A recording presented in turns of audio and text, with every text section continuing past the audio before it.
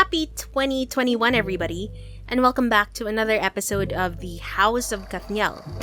Let's rewind to simpler times, back to 2013 when COVID-19 wasn't a thing, and Catherine Bernardo and Danielle Padilla starred in their very first Star Cinema movie, Must Be Love. This launching movie of the teen king and queen was a defining moment for their career, as it pushed both Catherine and Danielle into the spotlight. Prior to this, the two only played secondary characters in the movies 24/7 in Love and Sistericas. They also starred in the hit primetime series The Princess and I, which helped them grow their fanbase.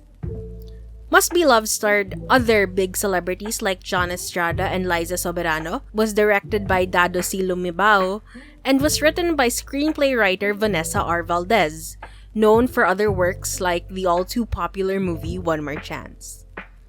Must Be Love received overwhelming praise and big box office success, earning 50 million pesos in 1 week. This was enough to clinch the #1 spot for Philippine movies in March 2013. Must Be Love would lead to many big projects for the two, and a career that would last for a decade. Must Be Love is an ugly duckling film. The film starts with two characters, Pachot, played by Catherine Bernardo, and Ivan, played by Danielle Padilla. Patch describes what the slow motion is as she experiences her first with Ivan. This is shown through a backstory involving Patch's mom and dad, right before her mom left her. We then meet Tita Baby, the aunt of Ivan, who Patch takes care of during her free time. For years, Tita Baby stayed in voluntary isolation and silence, as her ex-boyfriend died tragically. Ivan continues to complain about being single until he meets Angel, the cousin of Patch, and experiences his own slow motion. After multiple encounters, the two finally agree to go on a date. Patch is dismayed, but tries to keep her disappointment to herself. The mom of Ivan, who is a beautician, gets into an altercation with the owner of a newly opened parlor beside her own shop. They decide to settle things once and for all at a beauty pageant in another barrio. The loser closes shop. Knowing that she can't do it without Tita Baby's help, Ivan's mom goes to her. Tita Baby agrees for as long as Patch is her model. Patch's father, King, doesn't allow her to do it, but she goes behind his back anyway.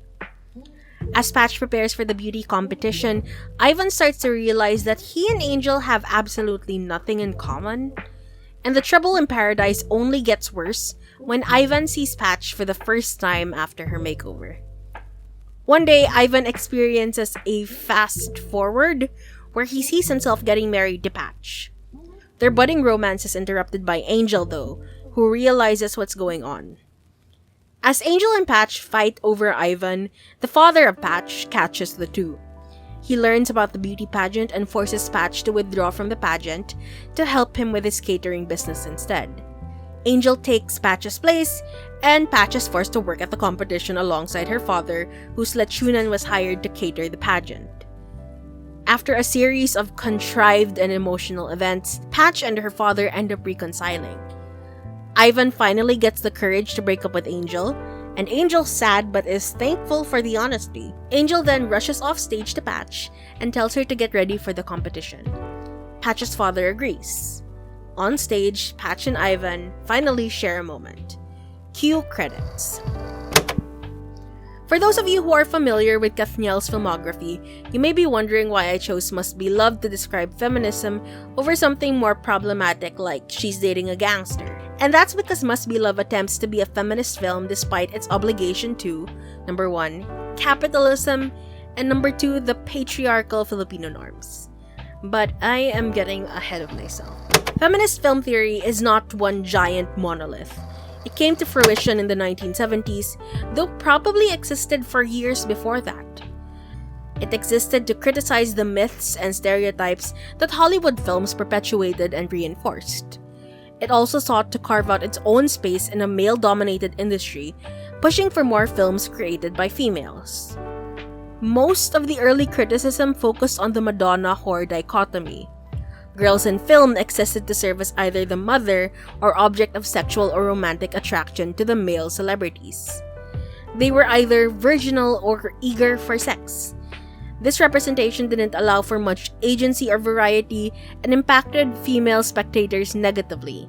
Plenty of scholars then encouraged women to work within and outside the film system in order to dismantle or push back against the oppressive systems that are controlled and perpetuated by it. Feminist film theory soon evolved to include intersectionality for race and queer studies. Good female representation should not settle for the depiction of rich, white, cis-hetero characters. It should instead aim to encompass, represent, and empower all other oppressed fields. That is a very boiled down and condensed history of feminist theory. I can't give you a comprehensive background on it because that would take another video series separate from this Kathniel one.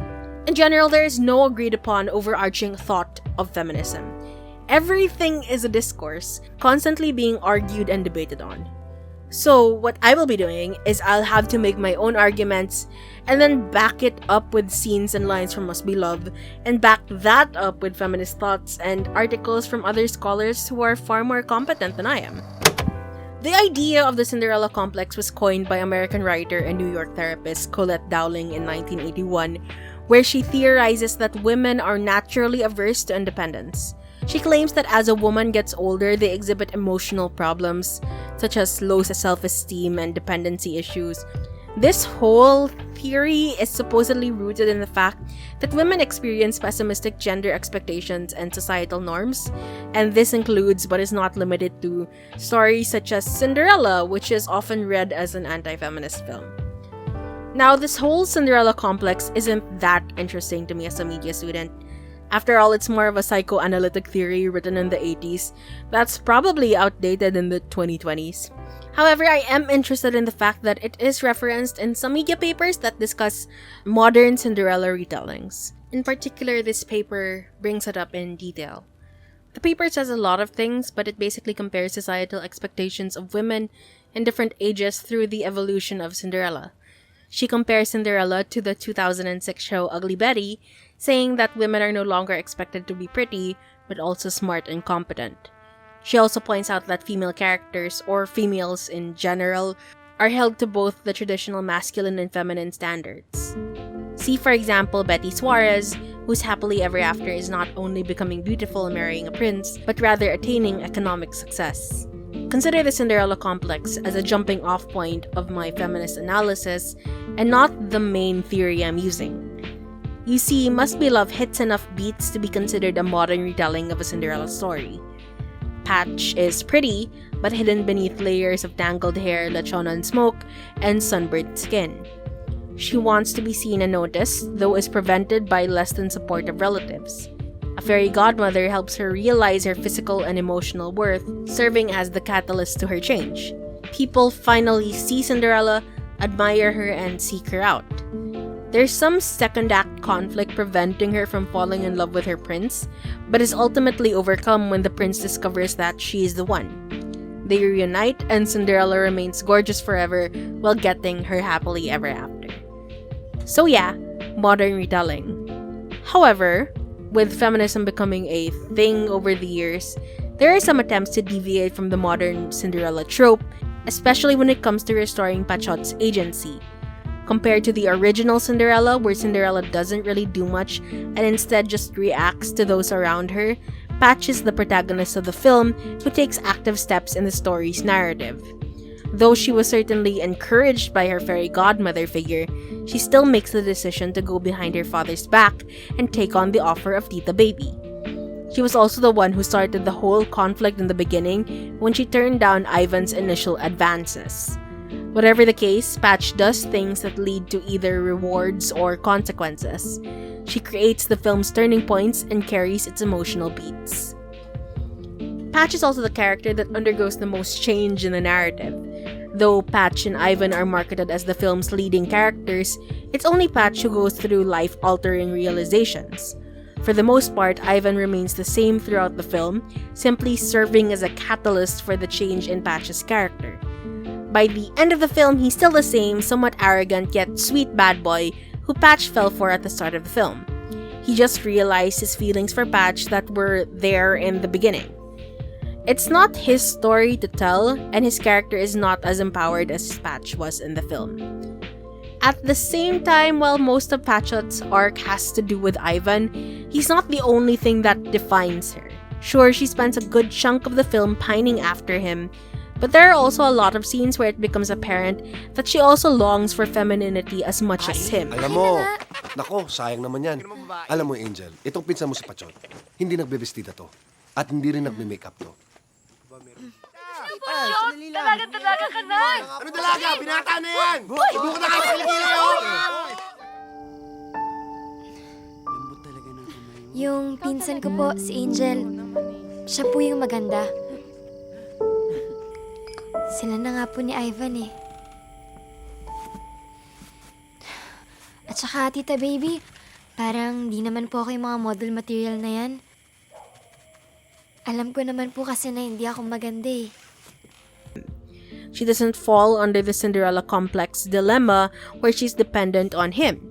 In fact, the film points out that she is too stubborn to be vulnerable around him, which I suppose is a subversion of former Hollywood stereotypes. This doesn't make Must Be Love the perfect feminist film. Unlike Ugly Betty or many other modern reiterations of Cinderella, Must Be Love focuses on reclaiming physical beauty and femininity, therefore reverting back to the original story a bit, with very slight changes. One of the many messages of the movie is that it's okay to be girly, and that it's okay to embrace that side of you without being shamed by those around you. It doesn't focus on other parameters of success for women in modern media, such as career or societal wealth. At the start of the film, there's nothing much for Patch to gain other than beauty, a man, and acceptance. Unlike Cinderella or Betty, she doesn't need to climb an economic ladder or gain societal popularity. Instead, she just needs two things: the freedom to be who she wants, and the validation of two men. Serving as the story's antagonist, if there is one, would be King, Patch's father, who was disgusted by Patch's slow descent into femininity. As mentioned in the beginning of this video, he raised her to be tomboyish because he was afraid that she would end up as cold-hearted and selfish as her mother, who walked out on her family after she pursued a modeling career in Japan. Because of this, he pulled her out of Tita Baby's beauty pageant during the second act conflict until they made up towards the end, and then he let her join the contest again. In full honesty, this was a really weird and somewhat forced plot point in the movie that felt like a way to justify a father's internalized misogyny. It was up to Patch to convince him that she is different from other girls and that she won't let all of it, whatever it is, get to her. He's essentially the evil stepmother in this modern retelling because he's forcing her to remain dependent on him. He does have a realization midway through the movie and is redeemed in the viewer's eyes. Other than that very weird hiccup with the father, I would say the film did a pretty good job of marrying the old Cinderella and the new Cinderella. It's not perfect, which is fine, but at least the main character has more agency and was able to reclaim something that is constantly being demonized and shot down around her. Okay, if you know anything about feminist theory, you know about Laura Mulvey's male gaze. A lot of feminist theories are based off of this one, and while it's still an idea that's debated on, the gist of it is that women are sexualized and objectified in visual media. The audience is assumed to be male, and the filming techniques used are meant to tantalize them. It's important to note that although plenty of people assume that bringing up the male gaze while analyzing media leads to conversations that are pornographic in nature, that's not necessarily the case. I mean, sure, when you have movies like The Transformers that showcase women in questionable ways, you would have to discuss those things. But for movies like Must Be Love, nah, not really. But that doesn't mean the male gaze is not present. In general, Must Be Love is a movie about being perceived. Pachot, who grew up believing that she is unattractive, wants to be noticed not just by Ivan but by everyone else around her. There are several instances in the movie where she talks about feeling neglected. Ka pa sasali sa contest na yan? For a change naman po, Tay. Hindi pa yung forever na lang ako nandito sa litsunan. One of the boys, nasusunog, nuusukan. Gusto ko rin po maramdaman na babae ako kahit minsan. because she doesn't fit the European-centric standard of beauty set by her own cousin, Angel. This serves the main conflict of the story and is highlighted and addressed in several different ways. In addition to wishing to be perceived as a girl, Patchogue also covets her slow-mo, described in the film as a once-in-a-lifetime opportunity when one sees a member of their preferred sex and determines that they are the one. The film depicts this quite literally, where scenes featuring Angel and Ivan and Patchogue's father and mother are slowed down to symbolize desirability. With the exception of Patch experiencing her own slow-mo with Ivan at the start of the movie, the film almost only does it through the perspective of the male. And before any smart aleck brings up the female gaze in the comments, I just want to say that I'm sticking to Mulvey's analysis of the male gaze. Sure, some scholars try to debate that there is a female gaze, but since filming techniques were mostly created by men, you're essentially just applying the male gaze to male subjects. There's a very long debate about this that I don't want to get into, but if you're interested, please check out Lindsay Ellis's discussion on Transformers and the male gaze. Anyway, back to Kathniel. One could argue that the slow-mo in Must Be Love is the perfect example of the male gaze exercised in Philippine media, where the subject, the object of the male's affection and fetishization, is filmed in a voyeuristic manner. After all, slow motion is one of the more commonly used filmmaking techniques to convey attractiveness. This is not the first movie to do this. You see it all the time in Western movies like Aladdin, Taxi Driver, and Ocean's 11, and even Gone Girl. However, what's interesting is that Must Be Love becomes meta in the sense that it points slow motion out and makes it a part of the narrative. This film technique that most filmmakers leave in the background is brought to the audience's attention. They literally say that it's about desirability, hence breaking the fourth wall and forcing others to question the intention of the film technique in general. When Tita Baby somewhat critiques the slow-mo in this scene, Hindi ba tinanong mo ako dati kung naniniwala ba ako sa slow-mo? Hindi ako naniniwala doon. it also attempts to say something about the male gaze and desirability. In a way, the movie tries to make a point about the shallowness of it and the dangers of reducing women to being just desirable. This is further reiterated by the storyline of the father. Ang hindi ko kaya, ang tuluyang lumayo ang loob mo sa akin dahil buang ako. Buang ang tatay partner mo. Nanay mo kasi, iniiwan ako eh. Kung alam ko lang nun, paslow mo pa lang siya. Pinas-forward ko na. His exact words, nasa slow motion pa lang siya, nasa fast forward na ako, referring to Patch's mom, can be interpreted as his remorse for ignoring Patch's mom's wishes because he was only seeing her as an object with no true agency. Nevertheless, in classic capitalist fashion, the movie compromises the message and doesn't follow through because of its obligation to please all its viewers. Here's an example of how. As mentioned previously, there are two women who are introduced through the slow-mo, Angel and the mom of Patch. Both of them are regarded and treated as princesses with incomparable Eurocentric beauty. In stark contrast to Patch, they're both fair-skinned, tall, and put together. It's a bit telling that these two characters, who look foreign, are framed as the epitome of Philippine beauty. While both characters are interesting in their own right, I'd like to focus on the mom of Patch. She seems to fall victim to the Madonna whore complex, which often goes hand in hand with the male gaze.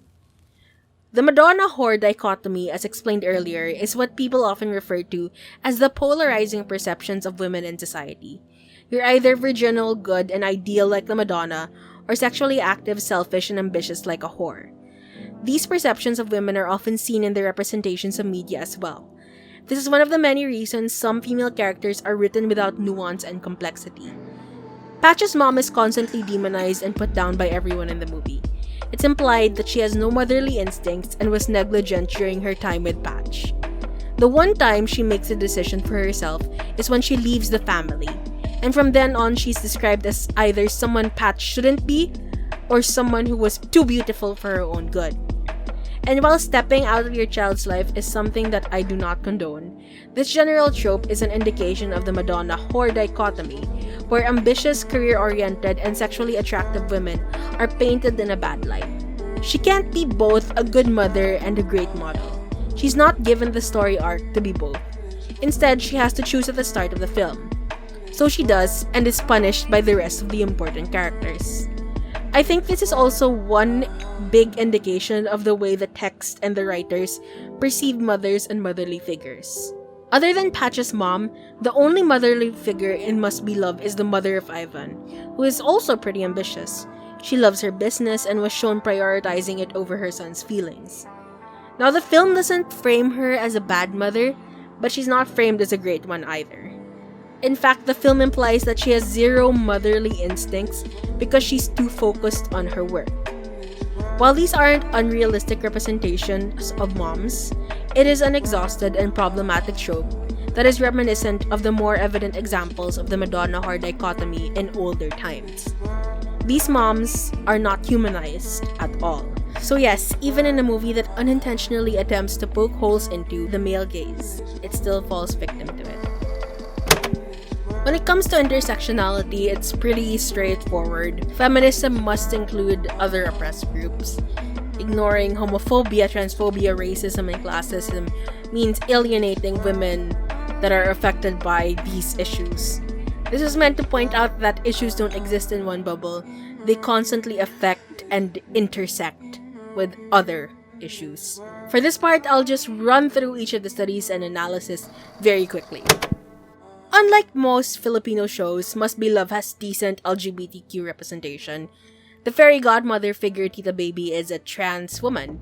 Everyone in her life refers to her as a she, and all the honorifics used like ate or tita are for females. There was only one time she was ever misgendered, and that was framed as a bad thing said by a bad person. At the same time, next to Patch and Ivan, Tita Baby is probably the most sympathetic, interesting, and nuanced character of the film. However, that doesn't mean that she's written perfectly. She was mostly written to move forward the plot of the cis-hetero main girl. Plus, and I think this is the most defining thing about her character, she has a tragic backstory involving an ex-partner. LGBTQ plus characters are rarely to have love and happiness in their own stories. Tita Baby is no exception. Her ex-partner died, causing her to spiral into depression. She gave up most things in life and even stopped talking altogether for some part. The one thing that motivated her to go back to her job was the chance to transform Patch and help out her sister, and not to help herself get out of the rut she was in. She never gets her happily ever after, and besides a couple of photographs, we never see her happy either. She works so others could get theirs, which is a shame because they could have explored her character more. Let's talk about the elephant in the room, the horrible tan of Patch at the start of the film, and her skin becoming lighter when she gets her makeover. After years of colonization in the Philippines, white has become the beauty standard for the longest time. That's why most of the artists in the star system are either chinita or afam. Morenos and morenas, darker colored Filipinos, are rarely represented, and when they are, they're either the punchline or the side character. The fact that Patch goes through this Cinderella-like transformation and comes out about 3 shades lighter than before because she was encouraged to use whitening cream is just a testament to the media industry's hatred of people with darker skin. Must Be Love is indirectly saying that being dark is a bad thing and that capitalism can fix that. And that leads me to... Even if the whole point of the film was to recover femininity, the main way the story does this is by equating femininity with capitalism. During Patch's transformation, I was able to count several product placements. It's telling that one of the most emotional and plot-changing beats serves as a mini commercial. It's not uncommon for Filipino blockbuster hits to have product placements, but the way it was framed in Must Be Love makes it all the more problematic, because the products were shown to be the solution to most of Patch's quote-unquote ugliness and undesirability. And no, I'm not saying that Patch at the start of the film was ugly, but the film frames her as such.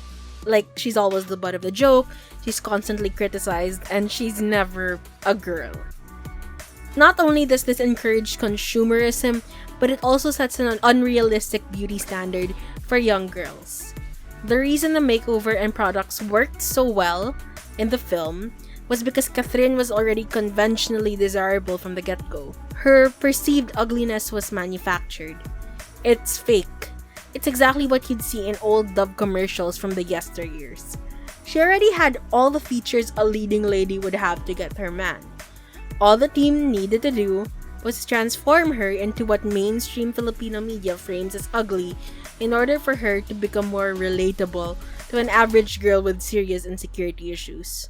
An average girl that believes that she's ugly, who sees Patch and Caesar as relatable, and therefore becomes more prone to capitalism because of the promises of beauty and love. This isn't new or anything. It's present in nearly every single makeover arc in movies. However, the fact that the producers and networks knew this and understood what makeovers do, and still chose to insert their product placements there in a scene that's meant to be something victorious, is troubling. Expected, but pretty troubling. All in all, Must Be Love is a film that promises a feminist arc, but fails to deliver because of its obligations to capitalism. I know that it's a film that attempts to break stereotypes and diverge from the original Cinderella story, but because Star Cinema attempts to appease all audiences and clients and achieve the happy ending without humanizing anything that the patriarchy doesn't want to be humanized, it compromises its intended messaging for the sake of good vibes and a bigger audience. That's not to say that it was a bad film. I still kind of enjoyed the movie. It was fun and sweet, and though it feels like a teeny bopper film for an up-and-coming couple, its sugar is the main appeal. It's problematic, but you love it, and that's young adult fiction. There's something charming about watching the beginnings of Kathniel, and it can only get better from here, right?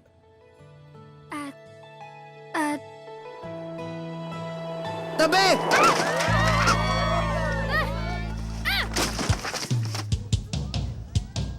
Gangster! Right? Hi guys! If you liked my video, please give it a like and comment down below. Thank you so much for watching. I'll leave my links to my social media and my coffee account in the description box, so give it a click if you want. I'll see you all next time. Bye!